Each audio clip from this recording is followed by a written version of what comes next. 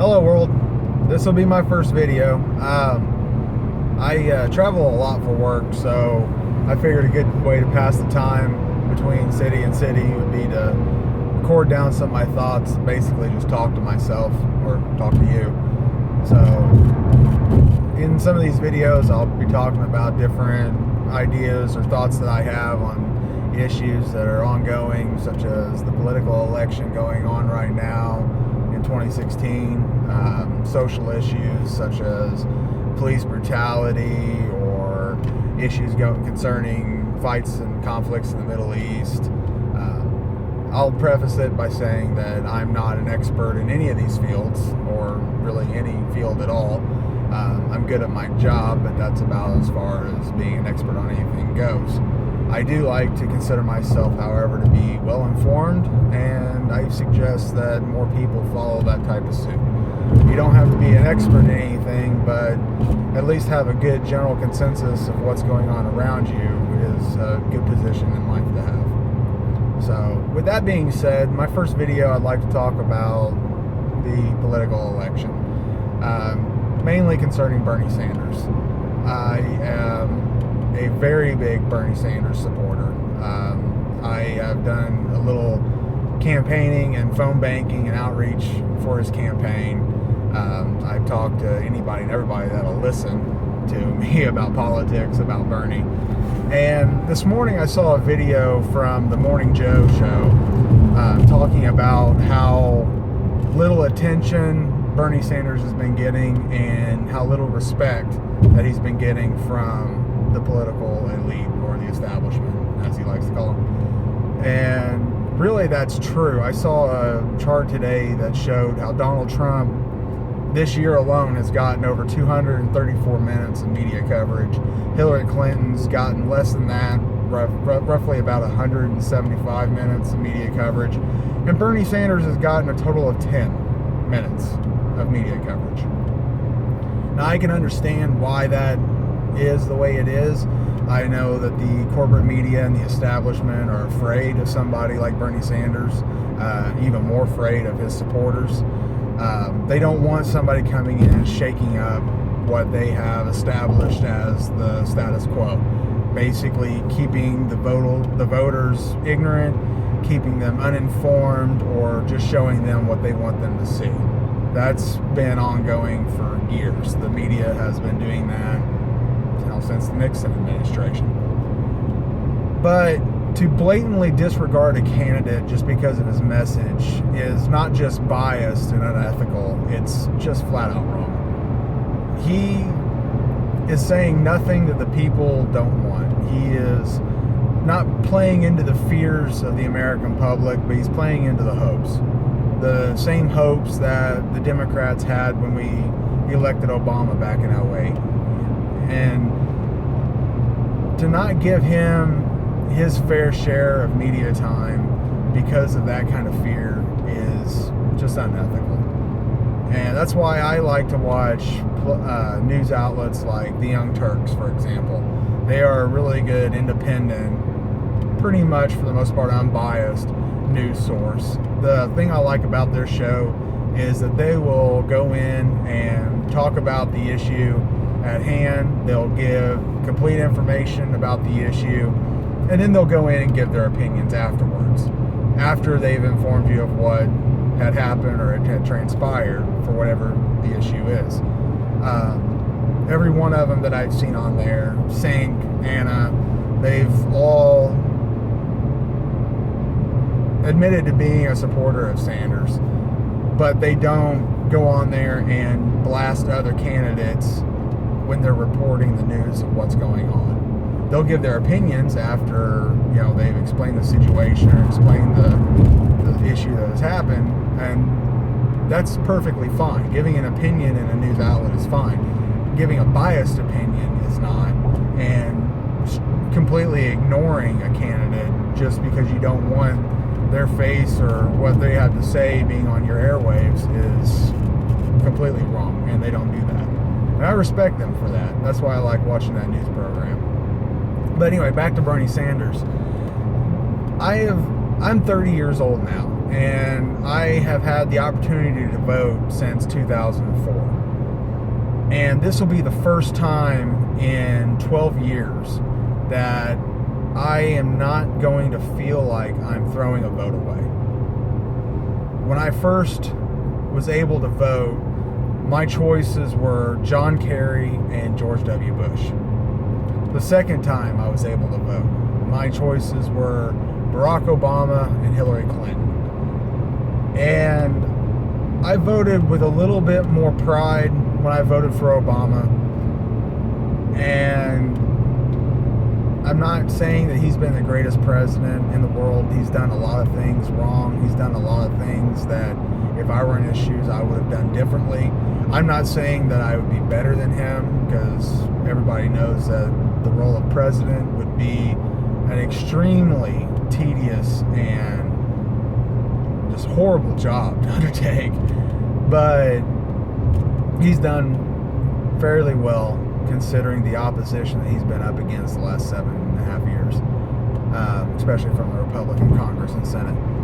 But this is going to be the first election where I'm actually looking forward to Election Day. I'm looking forward to the primaries, and if it goes as well as I think it's going to go, I'm looking forward to voting for Bernie Sanders in the general election in November. His view on every issue that he's talked about is a view that I also share, and obviously a lot of the American people, whether it be getting money out of politics or being extremely frustrated and disappointed with the uneven distribution of wealth in this country. You know, all the wealth going to the top 1/10 of 1%, as he likes to say. And his views on education and healthcare. Anybody that doesn't think that healthcare for the community and educating the children of the community should be a right and an obligation to the community for the betterment and the progress of the community is just ignorant. There's no other word for it. It's just ignorant. Healthcare is a right. It should be a right. Education should be a right. It shouldn't be a crippling industry where you're going to charge somebody $40,000 to be able to go to school and have an education. That's incomprehensible. It's incorrigible. The way it is right now is broken. And Sanders has recognized that, and he's talked about that for the last 30 years. And to be able to go on YouTube and see videos from him giving speeches to the House, you know, back in the 90s, 20 years ago, and saying the same thing today just shows what kind of consistent, honest politician he is. How much integrity that man has is by itself completely impressive. There has never been a politician that I've seen that has gone up in front of thousands of people several different times over the span of, you know, as much as a year now, saying the same thing, having the same consistent message, not changing his position on anything, and being so steadfast in those positions to the people that he's talking to is, again, just, there's no other word for it but impressive. I mean, I'm duly impressed. I'm inspired by his unwillingness to change his position just because it might not be the popular thing to do. You know, he fought for civil rights back in the 60s, walked with Dr. Martin Luther King. He got arrested in Chicago, for God's sake, you know, trying to protest segregation of the school. You know, and him and his wife Jane have been fighting for gay and lesbian rights, transgender rights, you know, ever since the 80s, but way before it was a popular stance to have amongst liberals. You know, his positions have always been on the right side of history, and that to me is a reflection of his judgment.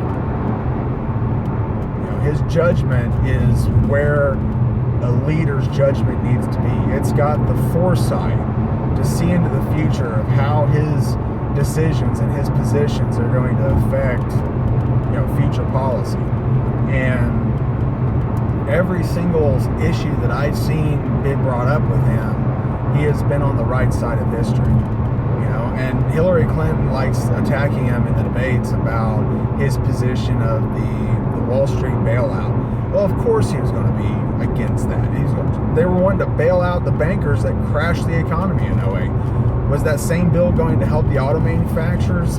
Yes, but those should have been two completely different bills. They should have been two separate issues, but they tried to lump them together, and now they're attacking him, saying that he's the bad guy trying to keep the auto manufacturers down because he didn't want to vote for a bailout for them. And anybody with an IQ over a third grader is going to understand that that's what he was against, was the Wall Street side of the bailout, not the automaker industry.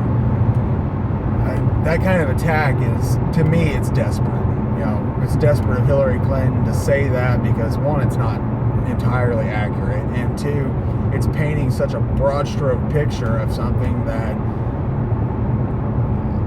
I can't even finish that thought. It's just so frustrating to think. She's just trying to make him look like he was against the auto manufacturers and he wanted to cost those people their jobs, which is just a blatant lie.